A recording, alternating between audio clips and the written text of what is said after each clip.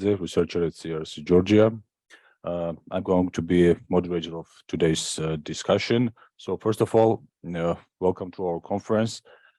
As you know, our panel is titled Values, Mobilization and Activism in the South Caucasus. So we'll have presentations and themes about education, movements, discursive manipulation, role of media, etc. So I'm just looking forward to it. Before I ask our first presenter, I would like to tell you that each speaker has maximum 15 minutes. Please aim at between 12 and 14 minutes. I'll give a notice to every speaker when they have just 2 minutes left. As for the questions, please ask questions, but let's decide to keep those questions for by the end of the panel after all the speakers present. Then we'll ask.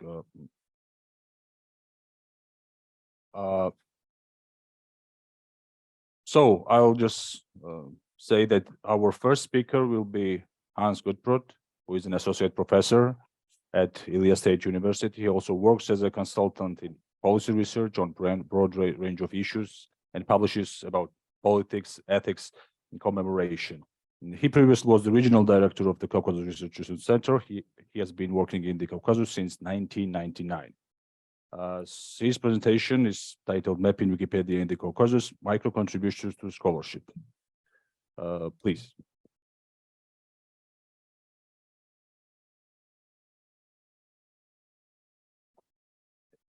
Yeah. 1, 2, 3.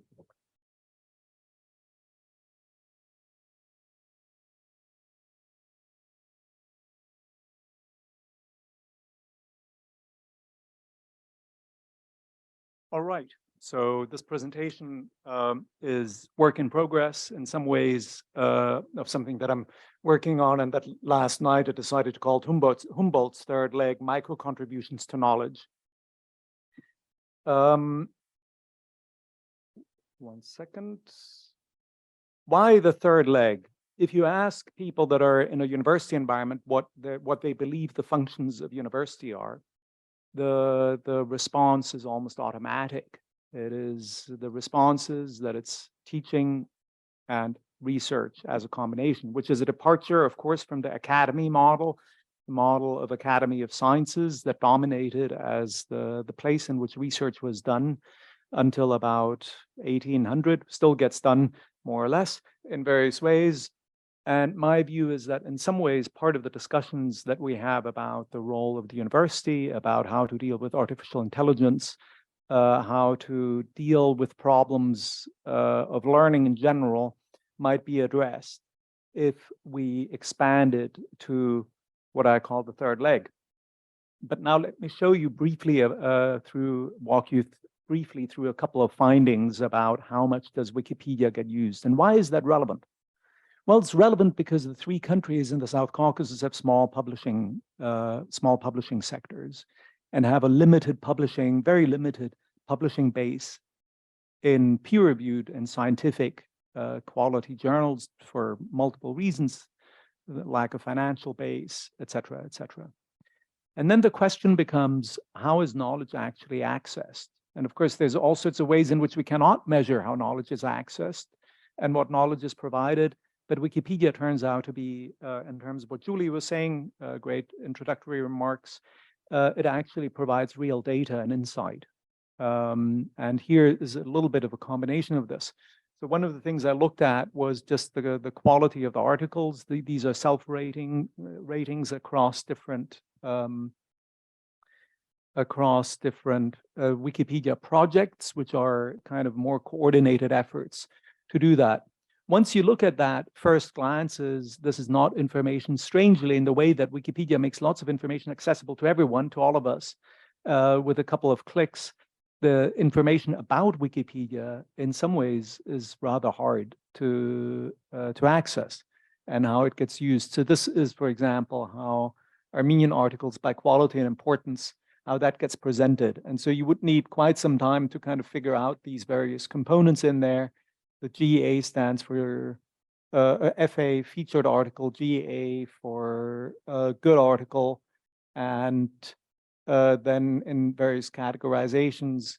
And so you actually need to, this is both an opportunity, yep, there it is, an opportunity for researchers to do a lot more work even than I've done right now, once you pull all of this data down and pull it together into a single sheet where you can actually get a sense of how that compares. And I thought I would compare a little bit for context here, a couple of things, just a couple of slides, with other countries that have a big diaspora and at the same time, kind of outliers in some ways, Ireland tapping into English language, of course, Israel having a very big scientific diaspora and by a scientific base, but also then maybe countries like Albania. And unsurprisingly, the total number of featured articles and good articles, Ireland kind of is totally in a kind of category there of its own. Of course, there's many, many, many, many articles. Strangely, Estonia is in the back. So there's some riddles on that one, whether there's access to Finnish Wikipedia that goes on there. But then when you look at the percentage of featured articles and good articles, it actually turns out, so this is not in absolute numbers, but it turns out that, for example, you might actually want to disaggregate their featured articles because that's a decision, but from good articles. So it turns out that countries that don't necessarily have a big scientific publishing base still can do rather well if there's that level of effort. In Albania, with almost 1% of the articles that are there are described as featured or good.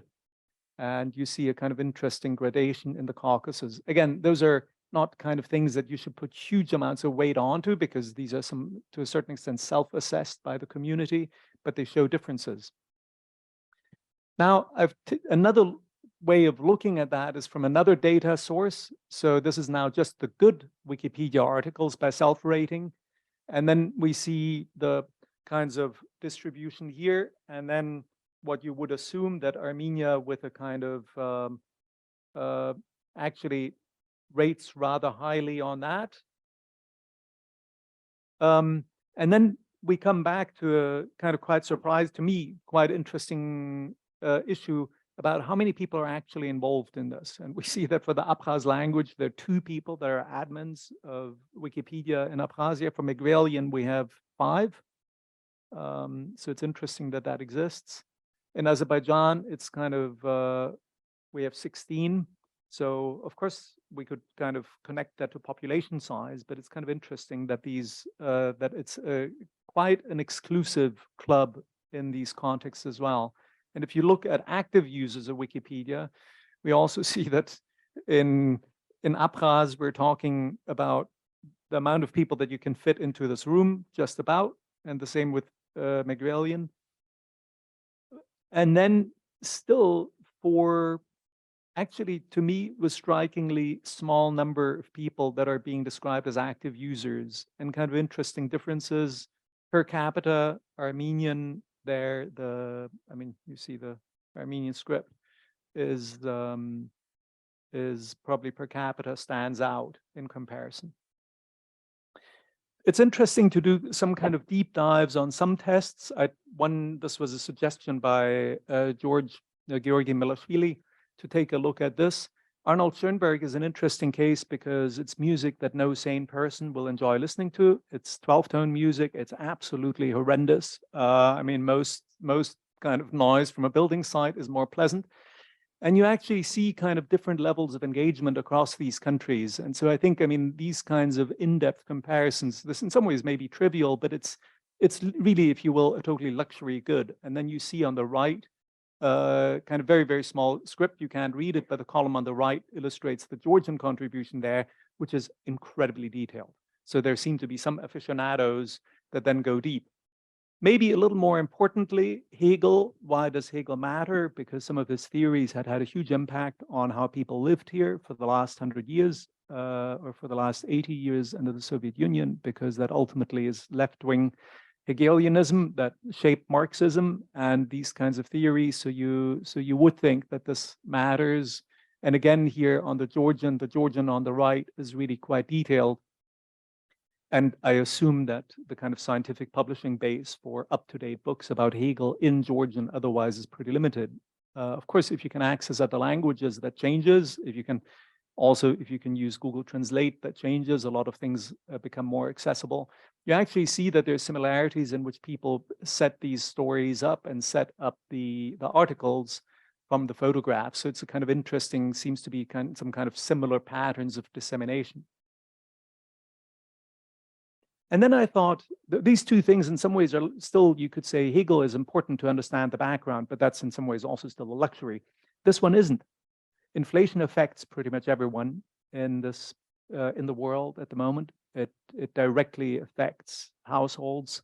And interestingly even though there is, for example, I've collaborated with them, so I'm positively inclined, even though there is an international school of economics in Tbilisi, as I was just saying in another conversation, you could essentially fit the entry of inflation on Wikipedia, you could fit that on the back of a Borjomi bottle, even though it actually really matters. And understanding that inflation is how that works and who sets inflation targets and what the national bank right now, the focus of a political context and battle in Georgia, that what it does, and that you can either target a kind of exchange rate, kind of keep the exchange rate a certain way, or do inflation targeting, but you cannot do both at the same time. It's just absolutely not possible. This kind of explanation doesn't really seem to be available. And here, another issue that I thought, and I realized that with this one, there might be translation issues, but you might, let's say, as parents, worry about childhood obesity because it's going to impact your child's long-term health. And we see a detailed article in English that also talks about how certain things that families do may impact. I'm not making a statement in favor of that article. This is, of course, Wikipedia is a machine that tries to generate consensus, and in that process, there's zigzagging, and consensus is imperfect. Interestingly, in Armenia, you see this has been taken across with the same illustrations, with the same references. So this must almost certainly come from a kind of diaspora or a kind of linked context of bringing all of this information across. But I still find it in some ways, again, maybe I missed an entry, but quite remarkable that an issue that clearly affects lots of families in the region. Yeah, we know that childhood obesity is an actual issue here in Georgia. It's affecting, I'm trying to recall the numbers, I think more than 20% of children. Kind of this information isn't available. This just came up today. This is a kind of illustration. It has cultural import. This was by William Dunbar. I've cut him out of this. This just was on my timeline this morning, where for a major monument that celebrates a major event in Georgian history, it says the English Wikipedia entry is just saying when it was built, but there's no information on designer and sculptor and how it was commissioned, and apparently no Georgian Wikipedia page at all. So to crib something that Irina Popiashvili said, the art critic said, well, we celebrate culture all the time. She said that with reference to all the casino advertisements in the airport, and said, we say at all the supras that culture is so terribly important, but at the same time, all we get advertised at the airport is casinos and hotels and real estate, where, and somewhat similar, you could say, well, if that culture is important, then actually we should have that level of investment there as well. Why does this matter? It matters also because it may help discover and recover people that previously were neglected. Here is an entry for a person called Gladys West, where the argument has been made, I'm not sure it's fully verified, that Gladys West, a mathematician who made it possible for the GPS, for GPS to work, that she was only fully recognized, African-American lady mathematician, that she was only fully recognized once there was a Wikipedia entry.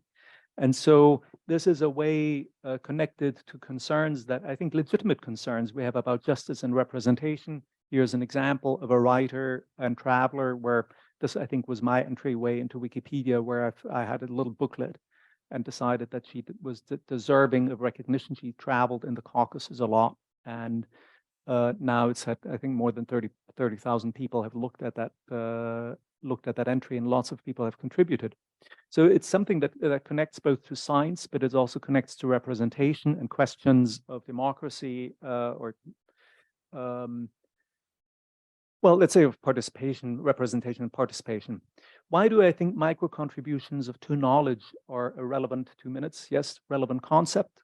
Here, this is a great study by Maya Changseliani at Oxford University about bibliometric study of academic publications from post-Soviet countries. And we see, this is for 2019, we see that out of 100 research and development personnel that are listed, all this data is imperfect, but 5.7 in Georgia contributed, had a publication, I think, for the year 2019, if I have this correct.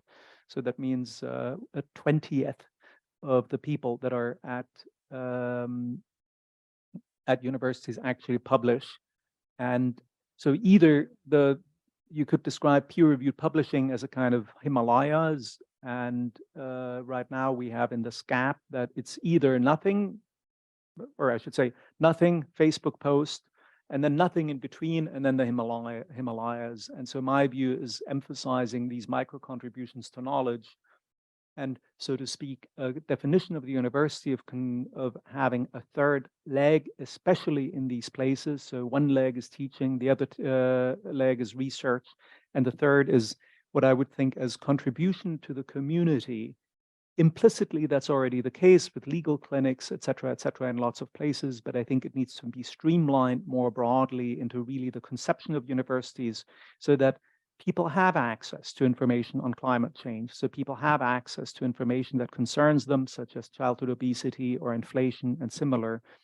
And I think that will also solve some of the challenges. I'm not going to talk about them so much now, but challenges of what I perceive to be a significant degree of alienation at universities, where often people seem to think that the only thing they need to do is just listen and then turn up for an exam and kind of repeat the knowledge back at the exam, when really they could be using their time in many more productive ways, so that information becomes accessible back to the languages in which they speak, their parents speak, their community speaks. Thank you.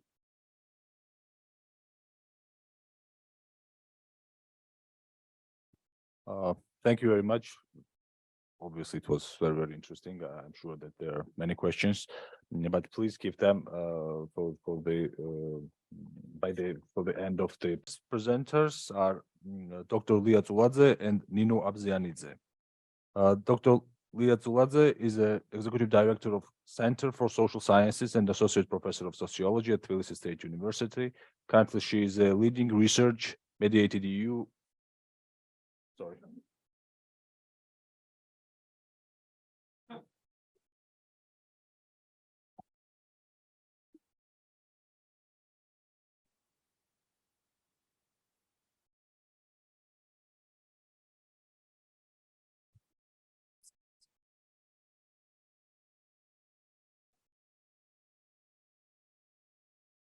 So yeah, their current presentation focuses on the findings of meta-analysis from this project, the project titled Mediated EU, Mediated Discourses on Europeanization and their representations in public perceptions. A co-author of this presentation is Dr. Nino Abzianidze, senior researcher at Center for Social Sciences and associate professor of political science at Georgian Institute of Public Affairs. Please.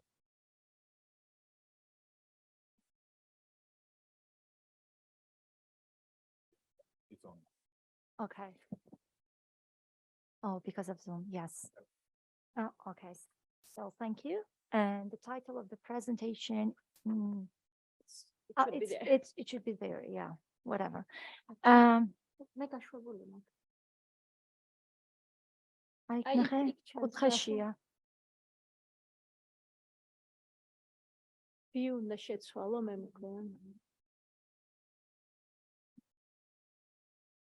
So the title of the presentation is European Integration as Discursive Manipulation, Navigating Through Media Discourses in Georgia.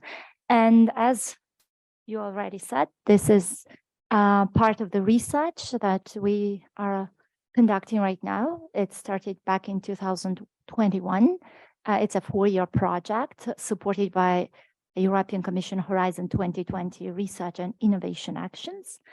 And basically the aim of the project is to look at the elite media and population triangle, focusing on the impact of political discourses mediated through the media on the popular perceptions of Europeanization.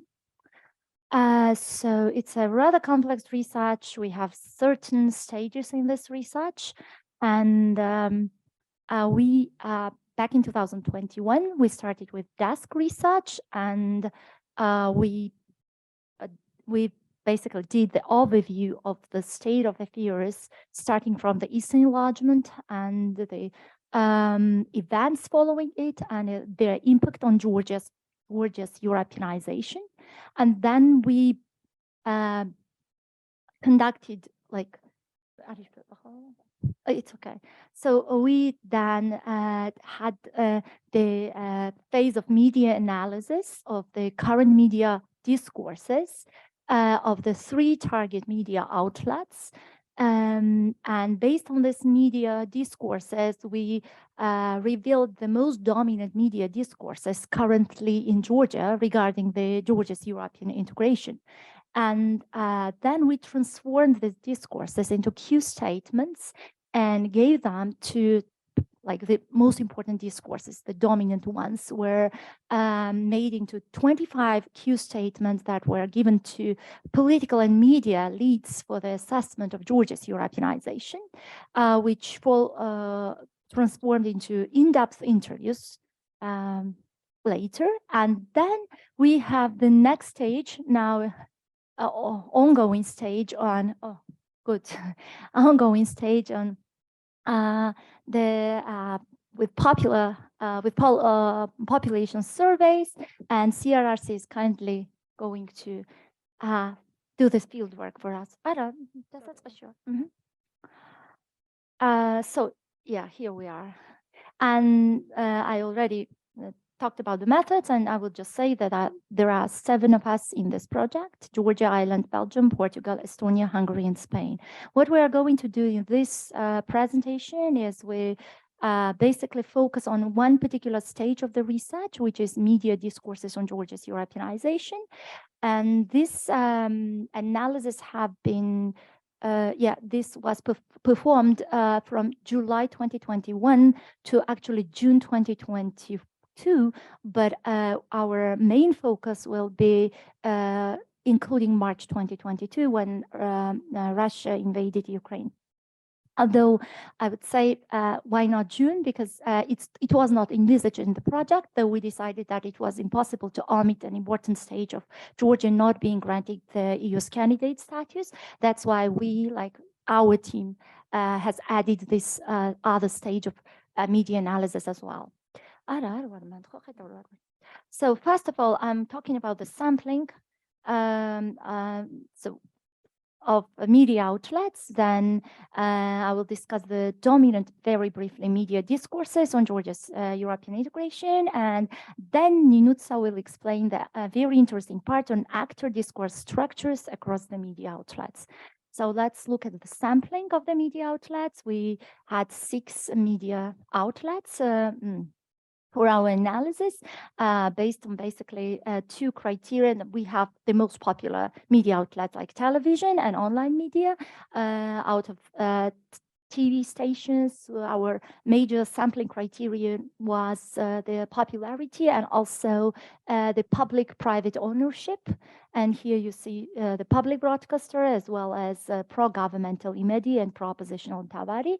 When it comes to online media, the main selection criteria was pro-EU and anti-EU narratives. And here you see Net Gazeti and Radio Tavisupleba, the liberal media, and Sakartvelo and Soplio, anti-EU, anti-liberal media. Actually, we also had another media outlet, Asaval Dasawali, but it turned out that it's not really interested in Georgia's European integration discourses. So we just decided not to analyze it.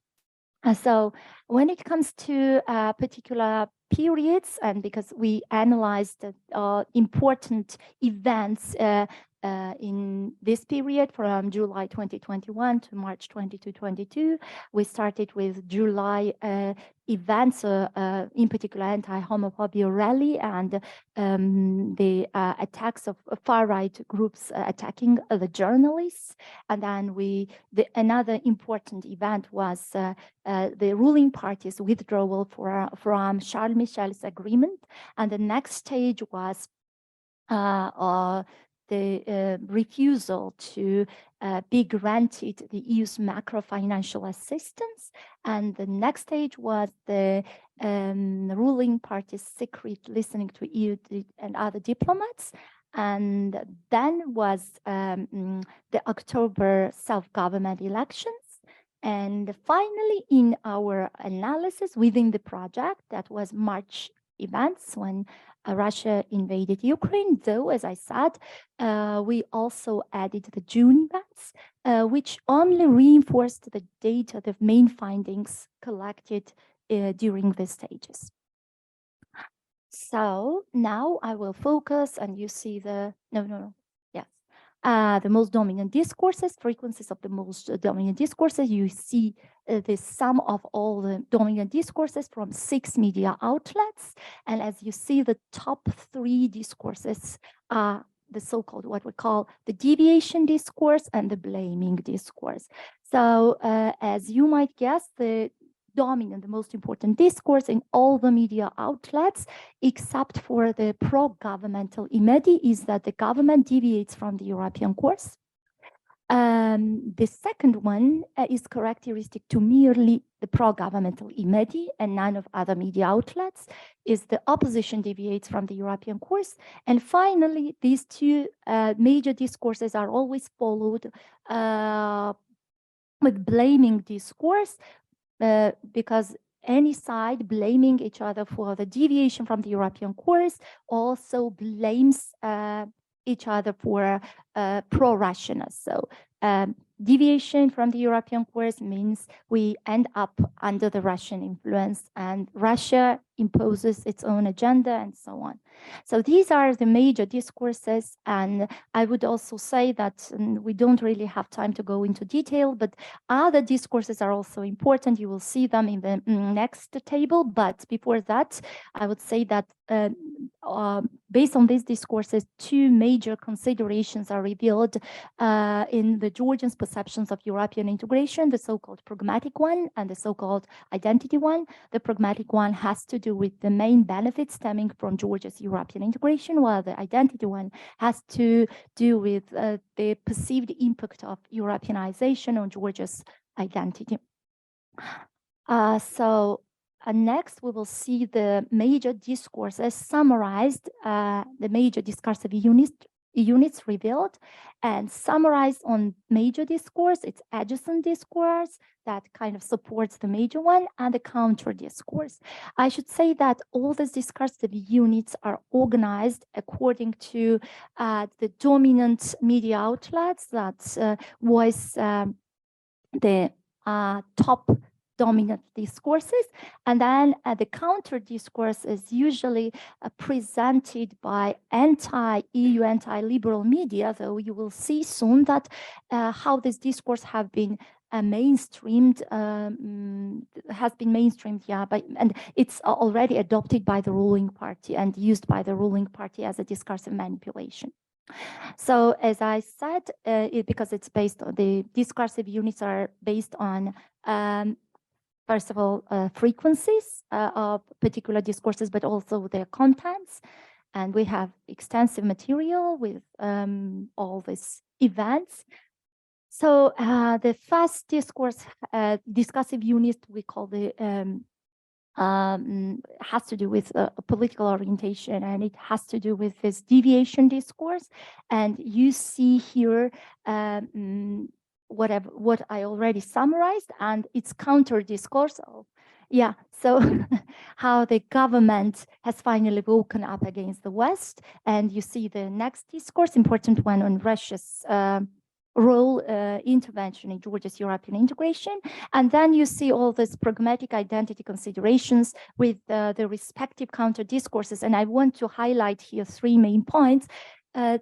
something that was considered the part of merely anti-EU media discourse presented only by the Georgia and the world now is mainstreamed and adopted by the ruling party. And you see here these discourses on the EU imposes moral degradation and homosexual relations on Georgia. European liberal values represent a threat to Georgian values.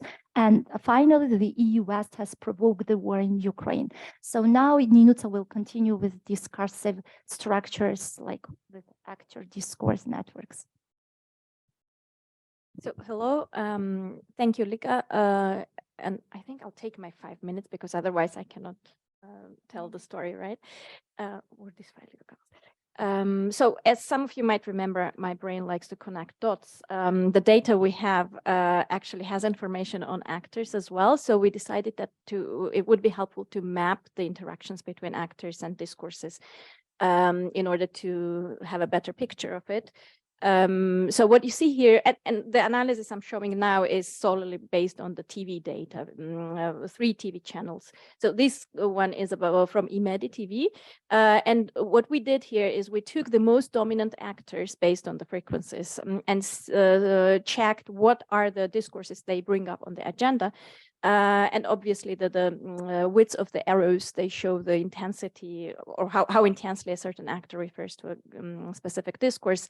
So as you can see, what Lika said, the whole discourse is driven by the deviation discourse, right? They are blaming each other for deviating from the European course. So what you can see also from the right away is a 2 camp, like the 1 camp on the top of the graph, comprising the ruling party and the journalist on IMEDI, whose major discourses revolve around the issues of opposition deviating from European course, but also interestingly in the top corner, upper corner of the graph, you can see the discourse. Georgia is in the process of becoming a European state. That is an exclusive discourse of pro-governmental media channel. Which is also actively picked up by a journalist. In the lower part of the graph, you see another camp. We call it also a discourse coalition between pro-EU opposition, the EU, and the president. And they are the ones or their discourse revolves around the opposite deviation, government's deviation from European course. In the upper corner, you also see the discourse of blaming for pro-Russianness, which based on IMEDI data is, we can call it a exclusively Georgian discourse in which EU actors are not involving at all. Unlike IMEDI, where you can see a very strong agenda setting agency of ruling party, if we look at the same picture on Tawari, we see that this the strongest agent of agenda setting here is a journalist. You see the discourse, which is the complete opposite of the one on IMEDI. Here, government is blamed most actively for deviating from European course, and blaming for pro-Russianness is also a very strong part. I would say one of the major discourses that journalists pushes here. But interestingly, you can also see that journalist agenda is further enhanced by the fact that other actors who are most dominant on Tawari, they're also strengthening the agenda of the journalist. So you can see how strong journalist is here. And because time is not that much, maybe I just quickly move to, and I mean, in general, you can see that the whole political polarization is reflected in the discourses of Europeanization. And what we also did is an additional analysis to strengthen our polarization argument. We took the 2 most dominant actors from each TV channel and checked the levels of convergence and divergence of discourses between these 2 actors. And what you see here is the IMEDI graph, and you can see a very strong convergence between the agenda of ruling party and the journalist. But even more importantly, you can also see that journalists' independent agenda is very limited, right? The governmental agenda is driving the whole discourse here. So Tawari shows the similar picture. Obviously, journalist agenda is very strongly converged with the one by opposition, but unlike IMEDI, here you see that journalist has its own agenda. And one more thing that we also wanted to look at was how this whole picture looks on public broadcaster. because we know that public broadcaster is by law obliged to be more balanced, right? And you can see that this whole conflict unleashes within one media channel here. So because I have on less than 1 minute to finish, I will give you a couple of take-home messages instead of conclusion. So what our research so far has shown, based on the media analysis, is that the discourses of Europeanization are built up both on pragmatic and identity factors of Europeanization. Deviation discourse is the most dominant one, in a way making substantial discourses on Europeanization a little marginal. Furthermore, the EU versus Russia is a vivid dichotomy that emerges in this discourse. So if not EU, then Russia, and the opposite. That's how this whole thing is framed. And the general political and media polarization is very strongly. No, there is no more. Yeah, okay. Sorry. So the general political and media polarization in Georgia is very strongly reflected in Europeanization discourses. And last but not least, there is a strong convergence between the discourses of political elites and journalists within the opposite poles of this polarization. So we're actually working on the opposite idea as well, whether Europeanization is actually a major subject of polarization, rather than just reflecting the polarization. So thank you. I hope I didn't take too much time.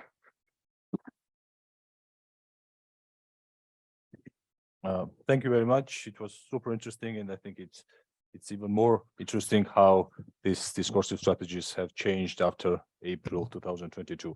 Let's move to our the last speaker of our panel. It's Narine Yegiyan, who's going to be online. Narine is an associate professor in the Department of Communication at the University of California, Davis. She uses self-report, behavioral, and psychological measures to understand how we can design effective media messages. She is a recipient of the UC Global Affairs grant to promote international research and has spent previous academic year in Georgia to study the role of ethnicity in information processing and teach media courses at Tbilisi State University. Narine, can you hear us? Yes, absolutely. And I hope you guys can hear me. Yes, we can. Please go ahead. You have maximum 15 minutes. Thank you. Thank you for having me. This is very exciting. Obviously, it's 11:48 a.m. in Davis, so it's nighttime, but I will try to be as fast as my brains allow. I am going to try to share my screen so that you can see the slides, but as I'm doing that, oh, that's not it. Can you guys see the slides? Yeah, we can. Fantastic. So I guess one of the reasons why I thought this conference would be appropriate for this part of the work is because most of it was done in Georgia in oh my God, almost 2 years ago, I guess, will be, and this was during COVID, and I was on a sabbatical in Tbilisi and came there to study how media is used by ethnic minorities and the role of language in the lives of ethnic minorities, and specifically I was interested in Samtskhe-Javakheti region. And as part of my experience, I guess, halfway through it, as I was studying and researching this things, war in Russia started war with Ukraine, and all these tragic events started unfolding in a way that was absolutely unimaginable and unexpected. And in many ways, this turned out to be an opportunity for me to extend the questions that I had about how media is used in a way that was unexpected, but went beyond a little bit of what I was trying to look at. So what I will show you today, guys, is a little bit of a exploration in some ways, unlike a lot of quantitative data that was presented to you today by other colleagues. I think my work is more of the exploratory and is based on in-depth interviews that I was conducting with representatives of varieties of the groups, both in Tbilisi and then later in Akhalkalaki in the region of Javaheri, with some of the representatives of the community there, but they revolved mostly about other issues. But along that, the conflict, of course, that was ongoing and still, unfortunately, is ongoing, was hard to avoid. So I was looking at a lot of data, and I thought some patterns that emerged, I think, are important to share, and I would like to hear feedback if we get some time. But before I start, in a way, I want you to look at this picture, and some of you might be familiar with it. It's called The Scene from the Great Flood, and by Joseph Court, and it's in France. I wonder if you can use your chat and indicate to me, what do you guys see when you look at this? What's happening? What is the man trying to accomplish?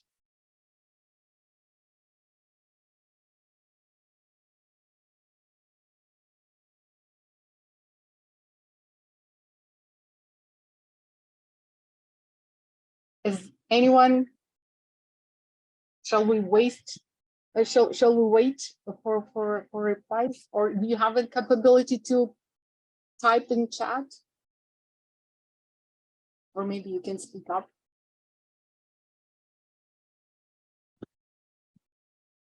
Or maybe to save some time. Oh, yes, messages are showing up. Rescuing the gray-haired man. True. Very accurate. And in terms of interpretations, I guess this painting is used as a explanation to, or metaphoric explanation for the idea that the man is trying to save his father by clinging on to the past while ignoring his wife, who is the present, and his child, who represents the future. And in some ways, it sort of represents this psychological conflict, psychological way in which we sometimes deal with trauma and distress by trying to cling in and cling on to the past without seeing the future and the present. On the other hand, if you look at this from the point of view of the values and perspectives, one could also say that maybe he's trying to reach out to an older person who is not able to help himself and save himself, where his wife and a child are holding on to something and can wait until he's able to help them in some ways, or are stronger in some ways. So there is a variety of interpretations of this. And I think the reason I'm spending so much time on this is because some of the work that I did and in-depth interviews with a variety of the people that I did during the conflict in Tbilisi, in a way represent their reflections and their use of media and how they make sense of the conflict and dealt with the distress of the events in a way that is psychologically very similar to the way we are interpreting these things, depending on where values are standing, where we come from in terms of what we think is being disturbed. My interpretations are based on some of the work. I'm having a hard time moving the slides. Okay. Based on the idea that most of my work as a media psychologist is built on the theory that explains that human beings are dealing with the environment, with information, in a way that is driven by our evolutionary need to survive. And we have in our brain systems a palliative system that helps us approach things in a neutral environment, and an aversive motivational system that helps us avoid dangerous things really quickly in a scary environments. Because we, with our experience, we learn to interpret signals in our world as signals that promise something good and positive that might be happening, or signals that might be bad and dangerous. We learn to respond to these things pretty quickly, and they pretty much predetermine how we think, interpret, and react and respond to the world. So it is hardwired in our systems, and a lot of research has shown that. Familiarity and similarity over the course of our lifetime we learn to associate it with safety and stability. When things look familiar and similar to us, we tend to feel comfortable. We tend to feel like the world is predictable in a lot of ways. What is familiar to each individual depends on how we identify ourselves within the society and what we relate to. For a lot of my participants, when I would ask them this question about who they were, this identity would be based on ethnicity by claiming who they were. They were Georgians, they were Armenians, they were Russians, they were Ukrainians, or education, or languages that they spoke, or their socioeconomic status or professional affiliation. Sometimes these would play an important role for some of them as well. So what becomes familiar in different situations depends on what becomes threatened in our lives and what we seek to sustain. When the threat is happening, like an event that happened in the Ukraine invasion of Russia to Ukraine, we felt threatened. A lot of people felt threatened, but the threat and the way they defined that threat for themselves, it was different depending on how they identified themselves and saw themselves within their society. The way we deal with this threat, once we identify it, is by trying to either reassure ourselves and driving and dealing with information in the form of denial, confirmation of our own beliefs, and a reassurance about our own values and beliefs, and avoidance of things that are not agreeing with our beliefs. Or we can engage in scrutiny. That's another parallel psychological function that we engage in, like criticism, denial, attack of other positions and views. And in a lot of ways, in my conversations with these individuals, I saw that. But that was very idiosyncratic. And so at that point, I still didn't know, as I was interviewing people, what was the reason and how they were deciding what they were doing and responding to the world. Then I've looked at some of the work related to media use, and obviously this is the well-known theory and that you are familiar probably with if you study media, related to the notion of the idea that people have different needs with the media, and they usually try to satisfy those needs and aspirations based on their psychological states and value systems in different ways. They want to be informed and educated. They identify with characters and the situations in the media and environment. They just look for simple entertainment sometimes. They also use it to enhance their social interactions, connect with people, establish themselves, or they are just trying to escape from the stress of their daily lives. These are all very well-known identifiers. So I started to look in my data and try to see whether these were present as strategies in these individuals. And I've looked at a variety of the participants. I sort of broke them down, and maybe I will come up with better descriptions of this, but because I wanted to really present this at this conference, I think this would do. I was able to speak to people who identified themselves as intelligentsia, both Georgians and Armenians in Tbilisi, as well as blue-collar workers, taxi drivers and tradesmen, farmers in Javakheti, Russian immigrants as a group, some of them who moved from Russia at the time, and Ukrainian refugees. And I was able to ask them about a couple of things that helped me see why and they're using media and what they see and what is really threatened for them psychologically under this conflict situation. So when speaking to group that I identify here as Georgian intelligentsia, most of them were scientists or journalists or artists. And oftentimes when I would ask them, how would you describe yourself? They would oftentimes identify themselves by profession, but they would always say Georgian as part of them. So identity for them was important. Ethnic component of the identity and the value related to this component was important, as well as their profession and what they were doing. So when the conflict happened in these conversations and interviews, they indicated that they felt threats both to their value systems and things that they believed in terms of rights in terms of human rights, in terms of integration of Georgia to European Union, as well as safety for their own country, their ethnicity, their survival as a country as a whole. So they felt threatened at very, very high and deep levels of threat related to ethnicity and identity in a lot of cases. So most of them were engaging in a defensive survival strategies, defensive ways of achieving psychological equilibrium, dealing with distress. A lot of them would engage in very deep systematic scrutiny of what was happening around them.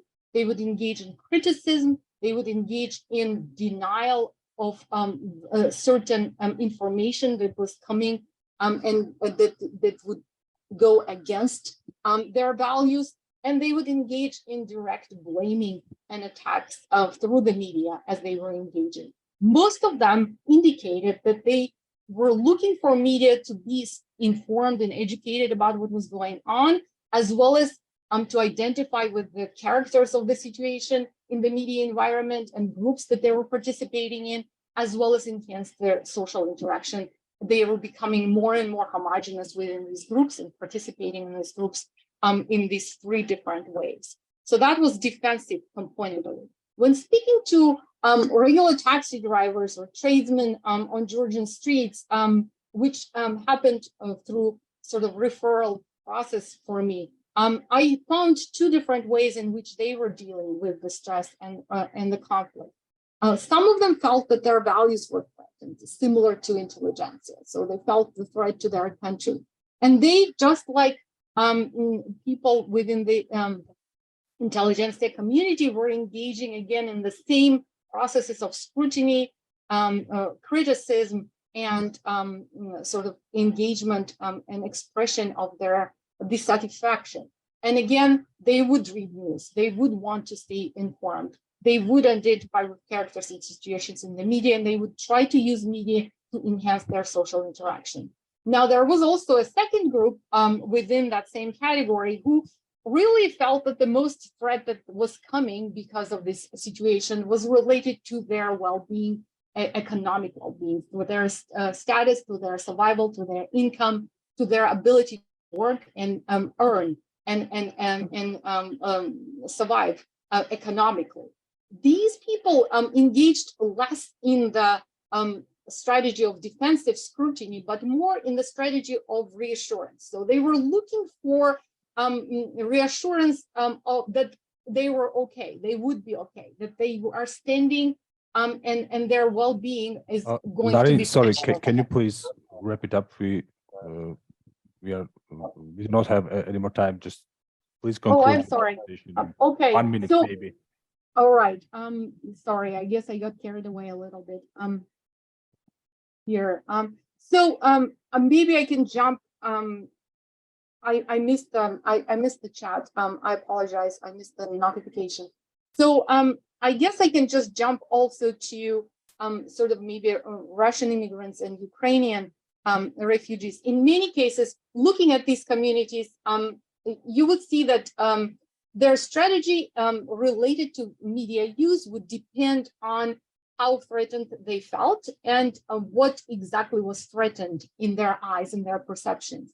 And so bottom line in the conclusion here is that I think it is important to, when we're thinking about media use and influence of the media, not only focus on the political aspects of what media is leaning towards, as well as the leanings and polarization within the communities, but also try to understand and dig it at a little bit of an evolutionary level, deeper level, to try to see how, what exactly people are trying to resolve when they're using media, and those reasons might go beyond just politics and leanings and be rooted in more evolutionary threads that are related to their identity, stability, and certainty. That's all. Sorry. Thank you very much. Okay. So this these were our speakers. Now we have 25 minutes for discussion. Let's collect questions, comments from the audience as well as from Zoom chat. Please go ahead and ask any questions, any comments. Okay.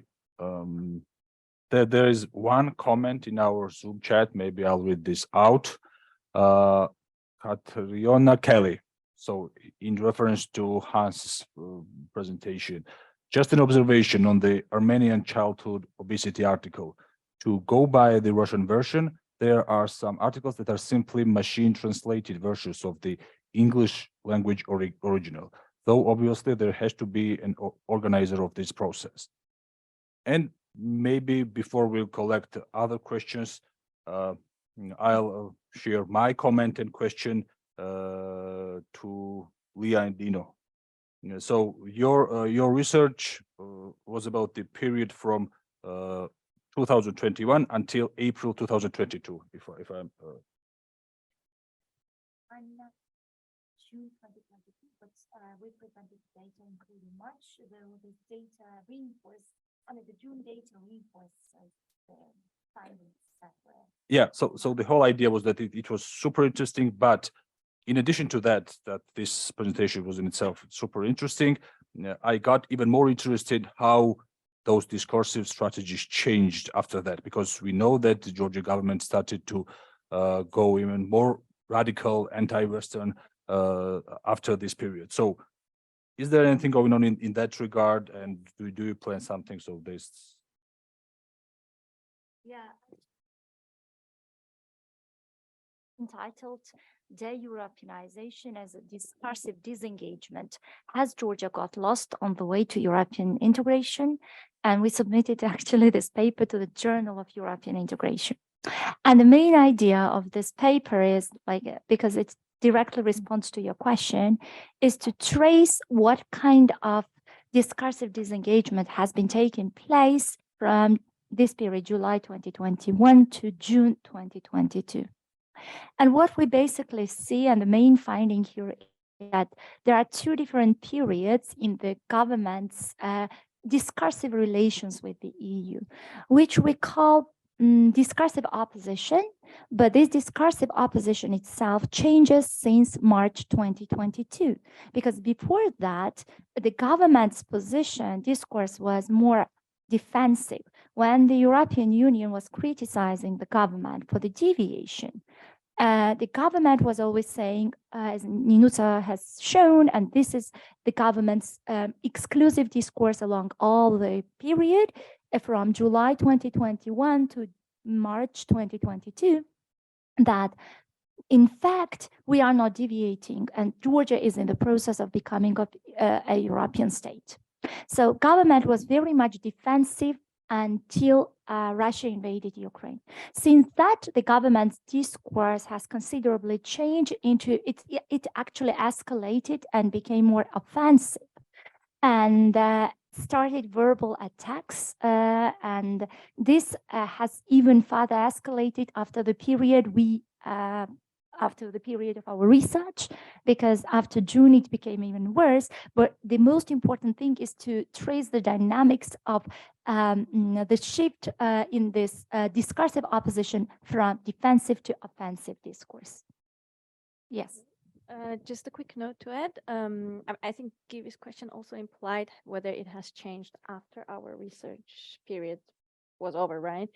Mm-hmm. And as Lika mentioned, I think the major change in discourses is that something that was marginal and only characteristic to anti-liberal pro-Russian media, like clearly pro-Russian media, currently these discourses, exactly those discourses are becoming mainstream, like Prime Minister talking about this on immediate primetime news program. So I think this is a major change, and I wish we had this project going on and analyzing the discourses now. Yeah, super interesting, but I'll leave other questions to audience. Hans, did you want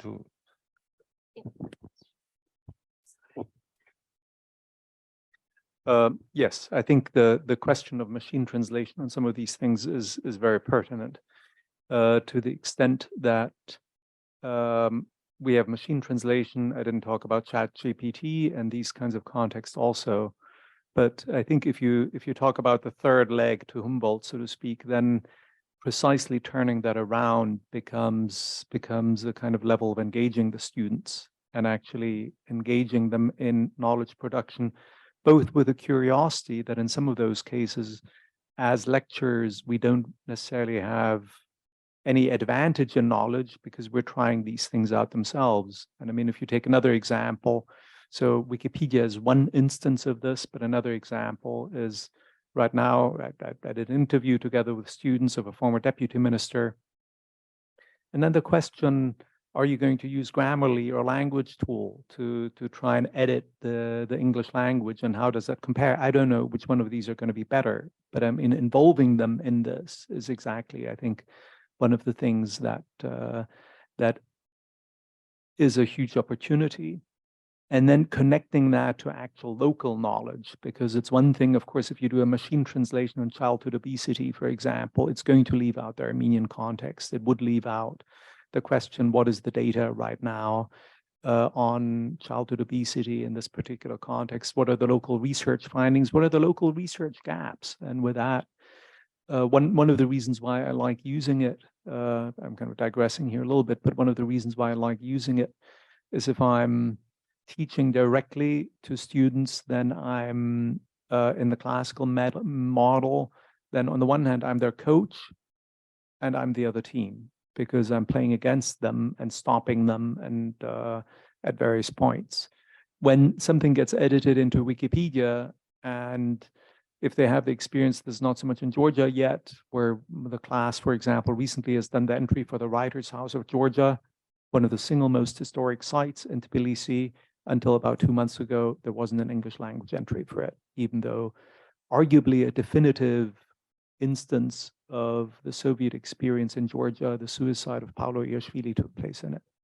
So not so many people have added to that in particular thing, but the experience for students that they get edited out or that their entry gets deleted, I think is also an experience for them to craft how they write. We spend huge amounts of time normally trying to instruct students on this. I've done that. I think it's also good and important, but it's even better if that experience isn't used to produce paper that afterwards gets thrown away or documents that get put into archives, but actually is turned to the outside world. Now, the example that I've given there of Gladys West shows that this also applies in a Western context, because there is a lot of local history that remains underdiscovered and that has way too little attention, and where sometimes the knowledge is stored in books that are 50 years old that hardly anybody otherwise would look at, or 30 years old that otherwise people wouldn't look at, and that remain consigned. But it's even more important in these particular contexts. And if I can put a plug in onto this, I've shown this, I've just mentioned this to some of you in the context of Armenia, where everybody who's been to Armenia, everybody who's been to Yerevan knows the cascade complex. Literally, hardly anyone in Yerevan knows that at the top of it is a memorial to the victims of Soviet oppression. You can stand right next to it and ask people, pretending to be a kind of a tourist, ask people, ну что это? Я не знаю, какое здание здесь. And the people will not know. And it's literally not on the map. So you can look it up on Google, you can be standing in front of it, it's not on the map. And those are the cases where you have a major experience of the country that is almost consigned to oblivion, and we're bringing that information back into the digital space, which now is the way that reality gets often experienced. When you see people, I'll finish in a moment, but when you see people walk into the Cascade Memorial, a memorial that's closed 364 days of the year, it's probably one of the most unusual memorials in that regard. It's only open on a single day of the year. It's on June 14. When you see people walk in and look around, there was a Russian who walked in and asked a colleague from EPF Armenia, asked, so what is this? And says, there's a memorial to the victims of Stalin oppression. And the Russian said, oh, в Armenia тоже. Was surprised that this had happened in Armenia. And the other people that were looking at it were kind of scrambling around on their phones. So I think that kind of knowledge production that we should do and on knowledge anchoring should take into account also. Thanks. Yeah, go ahead. Yeah, I have a question for Hayek. I appreciated the discussion of your case study. I had two questions. One is about your process tracing. So I like the use of horizontal inequalities. Then I saw that in a few of your steps, you had, I think, relative deprivation and then collective grievance. Are those really different steps? Those seem to me maybe not exactly the same concepts, but there seems to be like a lot of overlap between relative deprivation and horizontal inequalities and collective grievances. So just if you want to clarify that. And secondly, horizontal inequalities, I like that as a way of kind of explaining the conflict, but these are things that change slowly. So what do you think explains the timing of the onsets of the various wars in Karabakh? So, thank you. Thank you. Very, very interesting questions.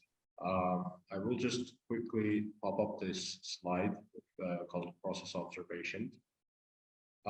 So this was, oh, actually not that one, this one. So as I said, I have operationalized the theoretical concepts, and theoretical concepts include horizontal equality, collective grievance, and mass mobilization. But what I didn't talk about because of the timing was the way horizontal inequalities lead to collective grievances. And this is a four-step process, which includes in-group or within-group identification, inter-group comparison, evaluation of justice, and framing, right? So this includes more minor steps that lead from horizontal equality to collective grievance, and then from collective grievance to mass mobilization. We also have the framing and blaming and the state responses to it. So these were smaller steps within the same theoretical path, and the only thing that I have done is I have basically reformulated the relative deprivation or combined the steps that fall between horizontal inequality and collective grievance into this relative deprivation, because this is where it was not materialized, right? This is where I was able to check whether people assess their status as comparatively underprivileged, and then look into the more account evidence of how they evaluated this.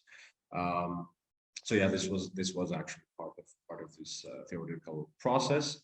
And in regards to different parts or episodes of the conflict, which turned into wars, including the first one at the April War and the second war, I don't think this theory applies there, because this theory explains, as you said, a slower process, a cumulative process, rather than events that erupt. But I mean, if you look at the timeline of the whole conflict, not specifically any event of the conflict, you can see that in the societal discourses, all of these inequalities do come up, and these inequalities do root back into the origins of the conflict. It's just that we don't really necessarily look at those. We don't necessarily have a group level perspective on the conflict. We conceptualize it as an interstate conflict, and we forget that there is a group level, that there is a meso level, that people compare their situations with other ethnic groups, and we also look at the micro perspectives. We look at the consequences of the conflict, but we don't really necessarily pay a lot of attention to the comparison and the relative deprivation that just keeps evolving and evolving. Yeah, but again, this theoretical structure isn't fit to explain specific events of the conflict. So I would need some time to process any kind of overlaps that the theory and this case have. But I hope I was able to a little bit brainstorm with you on that question. Thank you. Thanks. Yeah, Dato has a question, and then Leah has a question too, directed to Narine.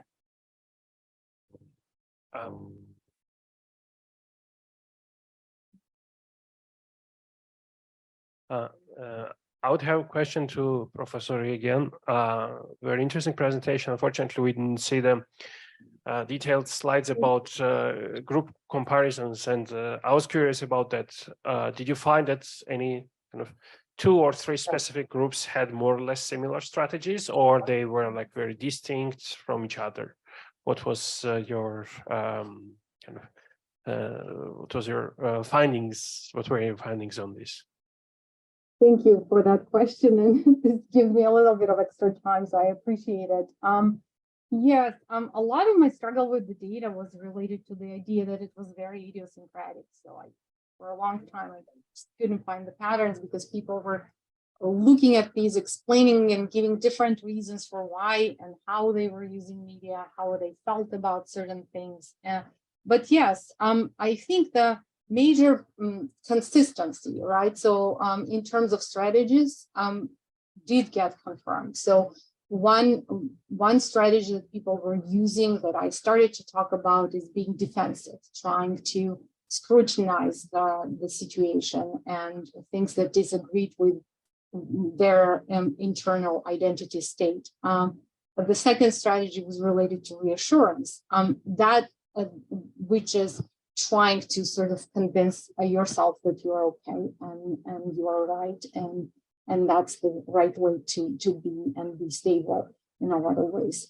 But what really varied is that what I found in terms of the pattern is that this defensive strategy really kicks in only in situations where people feel primary threat to their ethnic and cultural identity, where the threat is really related to value system that they feel like is out of balance. When the system and the threat is related to their economic well-being and sort of like socioeconomic status or threat related to jobs and more of the economic aspect in the spectrum of the situation, people oftentimes resort to a reassurance strategy. So there is an element of denial and polarization within the society, even when you do these reassurance processes, but it is more related to the idea that I just block myself out of the society. I'm focused on myself and I only take in things that agree with me. And sort of kind of that echo chamber effect that we see in polarization and when we look at social media effects definitely happens at this individual level as a way of dealing with trauma and distress. This was primarily observed at blue-collar level workers and less at the level of intelligentsia, which was interesting for me to observe because I think this is related to them feeling also less stable, maybe socioeconomically in a lot of ways, and also because in many ways I started to see this within the society that they would identify themselves primarily by their profession and only secondary in terms of their ethnic identity, at least with the people that I spoke to. Now, in terms of Russian, it was really interesting for me. I only was able to speak to women through the groups that they were developing actively online and through sort of self-help groups for mothers with children who are trying to integrate within the society and sort of help each other with advice in terms of integrating into lives in Tbilisi. And these women primarily were engaged in reassurance strategy. They didn't felt threatened in terms of their ethnic identity. It was primarily survival, but in this case, it was more diminutive. So I think they were just not stressing that. And when I would ask them to identify themselves, they would rarely say Russian. They would say from Russia, which was interesting, sort of a language association and component for me to see. At that point, they were primarily focusing on figuring out how to sort of integrate their lives into Georgia and into sense of normalcy that they were trying to reattain that was lost for them. Now, Ukrainians, to the opposite, a lot of them would only say Ukrainian, and a lot of them would not speak Russian with me because that was traumatic for them, not just out of sort of defiance, which was part of it, but also in a lot of cases because it was just traumatic. for them.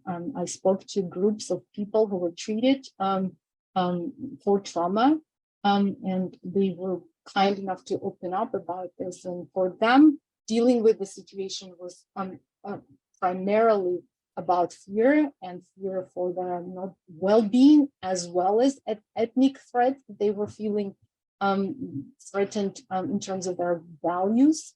And so they were really engaging in both strategies very actively, defensive as well as reassurance. And so this was the group that was engaged with the media at all 5 levels that I showed you initially.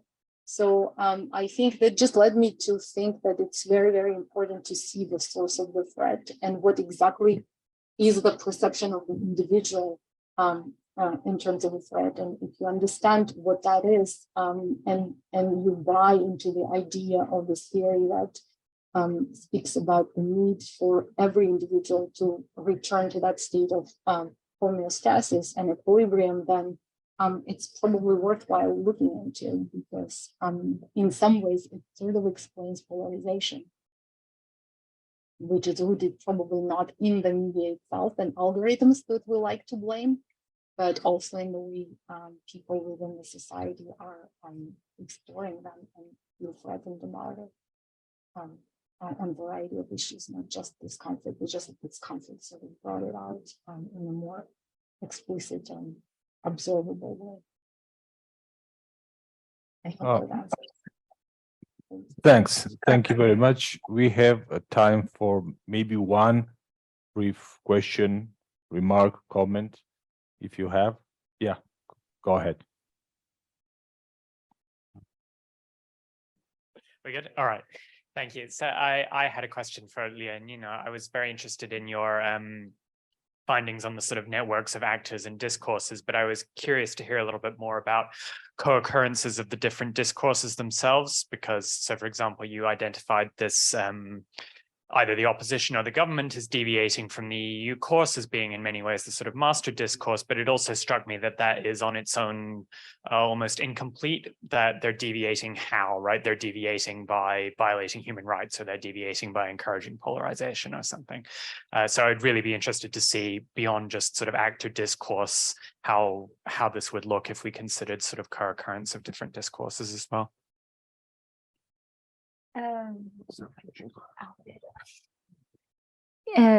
The fact is that we have a 100-page report that covers all the underlying assumptions and basically performs. Here, we didn't really have time to perform a discourse analysis, but the major aspect of our report is actually not quantitative, but qualitative content analysis and critical discourse analysis. And here, according to the periods, we analyze all the underlying assumptions and discursive strategies, and they're overlapping. I am afraid I cannot fit within a minute or two, but as soon as the European Commission allows us to, because we are awaiting the midterm assessment, and as soon as the assessment is done, we can publicize the report, and we will definitely share it with you. Thank you. Okay, thank you, everyone.